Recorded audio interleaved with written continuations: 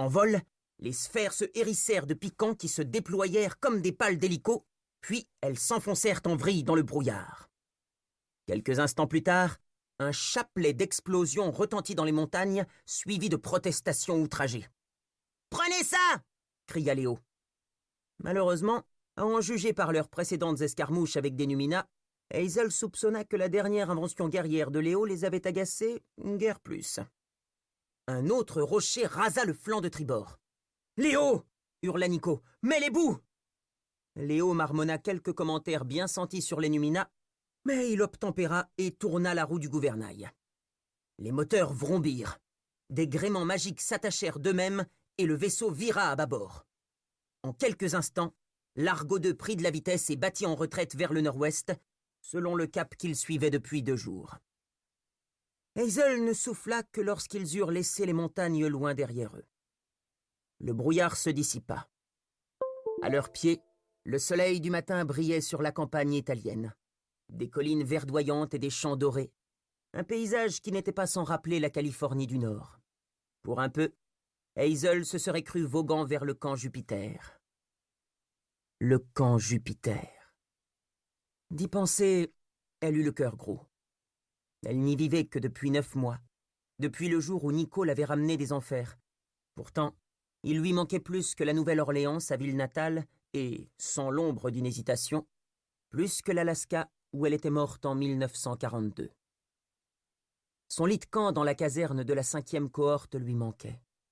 Tout comme les repas dans le réfectoire du mess, servis par les esprits des vents qui virevoltaient dans l'air, assiettes à la main, et les légionnaires qui discutaient des jeux de guerre en riant. Elle aurait voulu se promener dans les rues de la Nouvelle-Orléans avec Frank Jang main dans la main. Elle aurait voulu, pour une fois, savoir ce que c'était d'être une fille ordinaire, avec un vrai petit ami, gentil et attentionné.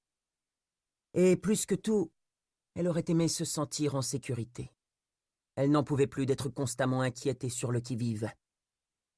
Debout sur le gaillard d'arrière, elle regardait Nico retirer des échardes de ses bras et Léo pianoter sur le tableau de bord du navire. « C'était grave saoulant, cette histoire !» dit Léo. « Est-ce que je réveille les autres ?» Hazel fut tentée de dire oui, mais les autres membres de l'équipage avaient assuré le quart de nuit et bien mérité leur repos. Défendre le vaisseau s'avérait épuisant. Il ne se passait pas plus de quelques heures sans qu'un monstre marin trouve l'Argo II appétissant et décide d'en faire son goûter. Quelques semaines plus tôt, Hazel n'aurait pas imaginé qu'on pût dormir pendant une attaque de Numina, mais là, elle aurait parié que ses amis ronflaient toujours paisiblement dans leur cabine. Quant à elle, dès qu'elle en avait la possibilité, elle sombrait dans un sommeil quasi comateux. « Ils ont besoin de repos, » répondit-elle. « À nous de trouver un nouvel itinéraire. »« Ouais. » Léo regarda son écran en faisant la grimace.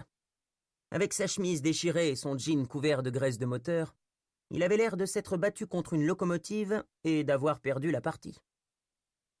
Depuis que leurs amis Percy et Annabeth étaient tombés dans le tartare, Léo n'avait quasiment pas cessé de travailler. Il était encore plus motivé qu'avant, habité par une colère nouvelle. Hazel s'inquiétait pour lui. En même temps, ce changement était un soulagement pour elle, dans une certaine mesure. Car quand Léo souriait et plaisantait, il ressemblait trop à Sammy, son grand-père, et le premier copain d'Hazel en 1942. Non mais pourquoi sa vie était-elle si compliquée? « Un autre itinéraire ?» marmonna Léo. « Tu en vois un ?» Une carte d'Italie était affichée sur l'écran. La chaîne des Apennins traversait la botte sur toute sa longueur. Un point vert, représentant l'Argo II, clignotait sur le côté ouest quelques centaines de kilomètres au nord de Rome. Normalement, leur itinéraire aurait été simple.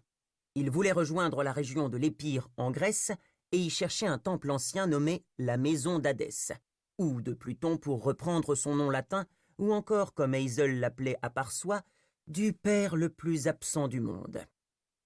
Pour gagner l'Épire, en principe, c'était simple. Cap toujours sur l'est en traversant les Apennins puis l'Adriatique. Sauf que jusqu'à présent, chaque fois qu'il tentait de franchir l'épine dorsale de l'Italie, il se faisait attaquer par les dieux des montagnes.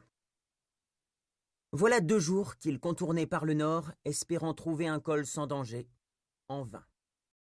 N'oubliez pas de repartir avec votre livre audio offert, en cliquant sur le premier lien situé dans la description de la vidéo. Je vous présente également mon tutoriel complet et facile, du début jusqu'à la fin, pour obtenir le livre de vos envies.